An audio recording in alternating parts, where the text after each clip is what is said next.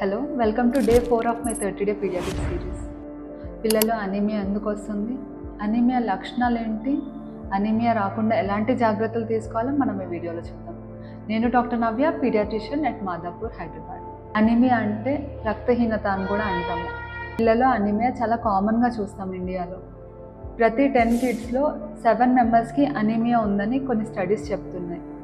పిల్లలు అనీమియా రావడానికి most common reason న్యూట్రియం deficiency. Iron deficiency వల్ల పిల్లలు అనీమియా కామన్గా చూస్తాం. అనీమియా వల్ల వచ్చే లక్షణాలు ఏంటంటే స్కిన్ పేల్గా కనిపించడం, త్వరగా అలసిపోవడం, ఆకలి సరిగా ఉండకపోవడం, ఇరిటబుల్గా ఉండడం, కాన్సన్ట్రేషన్ పే చేయకపోవడం. ఈ అనీమియా రాకుండా ఉండడానికి ఎలాంటి జాగ్రత్తలు తీసుకోవాలి?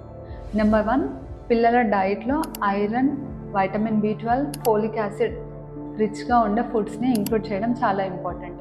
ఇవి ఎక్కువగా ఆకుకూరలు, పాలకూర, తోటకూర, పల్లీలు, నువ్వులు, ఖర్జూర, రైజన్స్ వీటిలో ఎక్కువగా ఉంటుంది. మీ పిల్లల డైట్లో ఇవి ఇంక్లూడ్ చేయండి.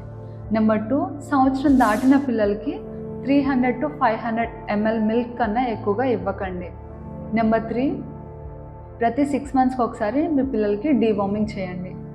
ఇవన్నీ చేశాక కూడా మీ పిల్లలకి అనీమియా లక్షణాలు ఉంటే లేదా మీకు ఏదైనా డౌట్ ఉంటే వెంటనే మీ పీడియాట్రిషియన్ని సంప్రదించండి. Thank you.